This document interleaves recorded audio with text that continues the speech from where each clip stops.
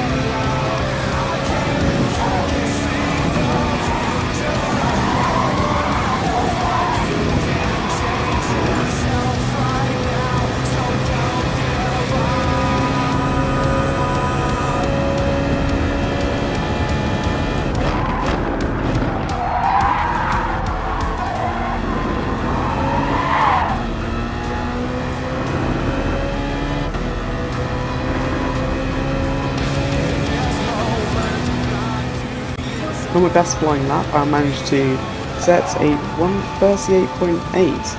Not bad at all, but one thing that wasn't very great in this qualifying session was how I wiped out on the chicane of death, catching the inside wall and then gaining crippling engine damage. So I just had to limp my way back round to the pits, but for whatever silly reason, when I went into the pits, I did not refuel enough to do another flying lap because, I don't know, I was just a bit brain dead as per usual. But yeah, not ideal, because that there brings my qualifying session to an abrupt halt with no time to improve. Here we have the grid, and really it's the top 7 you need to be concerned with in this race. Everyone else just kind of drops off after the first couple of laps, and it was a quite close qualifying. Many people very close together. This guy, for example, less than even half a tenth of the guy ahead. There's me, so I'm P5 after people improve their lap times. Who's this guy? Yeah, I had a few interactions, shall we say, with this guy. Keep watching to find out what happens. And also him, so without further ado, we shall get right to the race.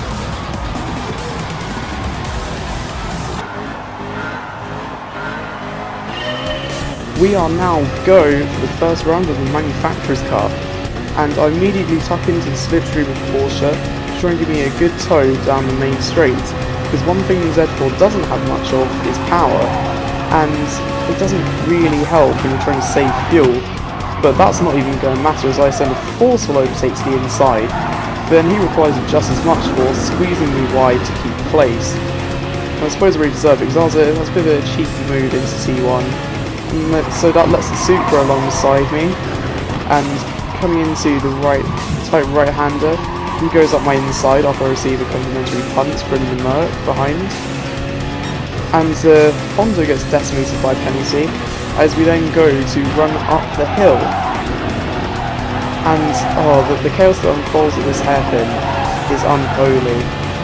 I'll just need you to try and comprehend exactly what happens.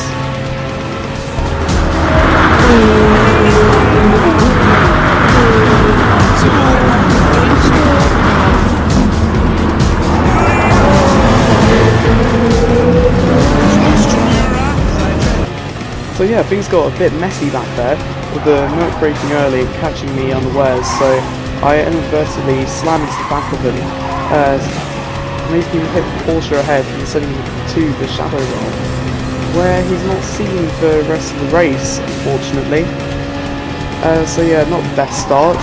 One person who's definitely not having a brilliant start is his Merc, because now he's going to overcook it down the last turn and go wide, just allowing me to just slip on past on the straights.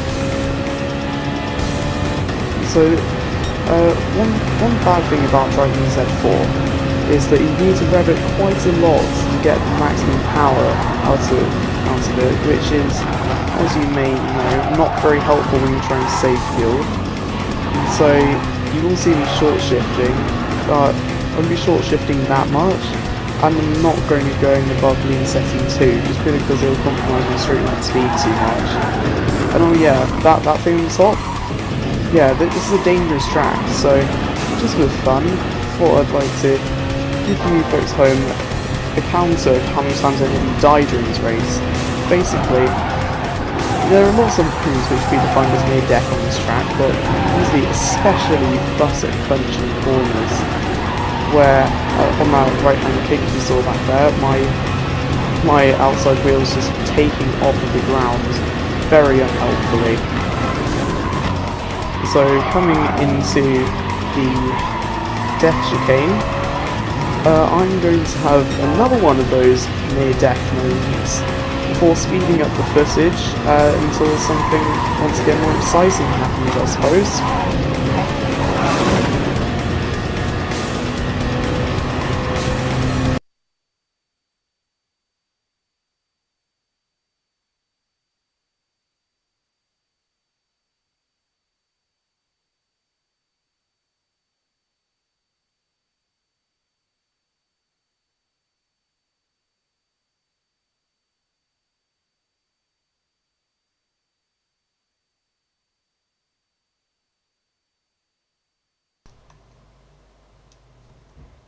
And coming up now, we have near death moment number 3, as we get some huge two-wheeled moments going over that right hand kink.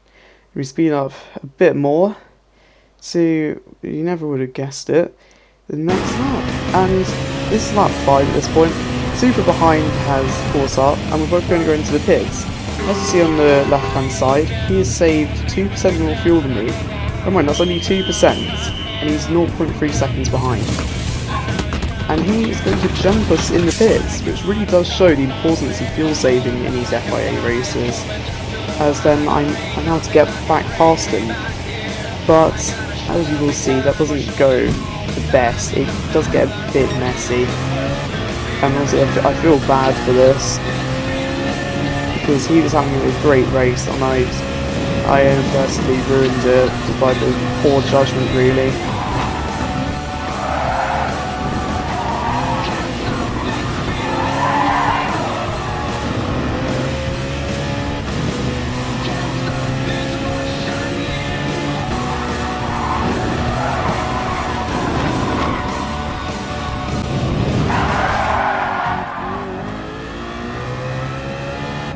So yeah, I don't know, it was just a bit of a horrible misjudgment there.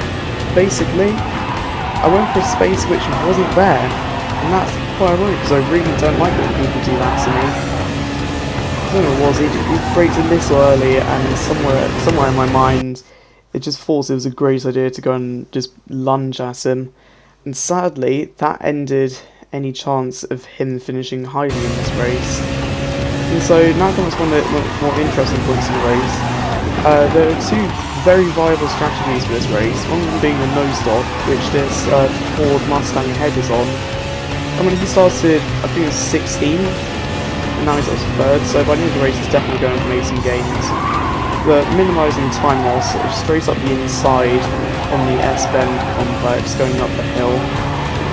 And yeah, so that is one of the interesting parts of having two different strategies, is like finding a way past people when they are doing vastly different strategy, because as you saw, I overfueled my car slightly in the pits just so I could go absolutely full send on this last stint with maximum fuel consumption and tyre wear, but that guy has been conserving himself for the entire race so far, and so his tyres are knackered, and he's having to go very lean in his fuel settings to have a chance of finishing, which ironically is something that I have to deal with at the end of this race, as you'll soon find out.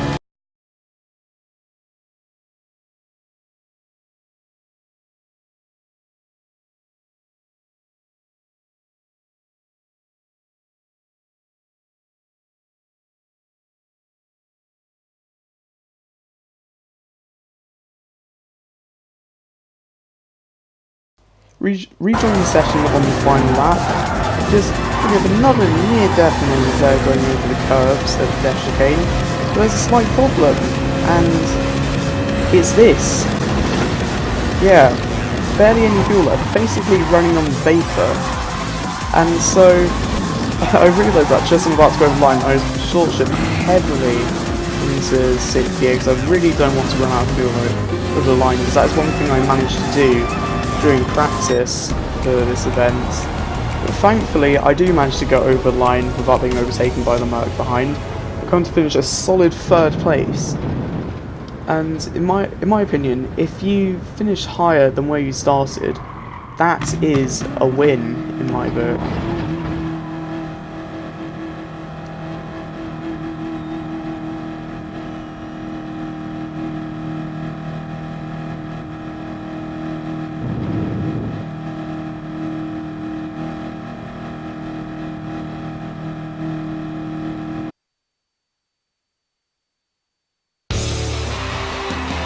Yeah, that is about all for today. Decent start to the FIA season, and I look forward to bringing you more content just like this. So until next time, thanks for watching, and hopefully I'll see you in the next video.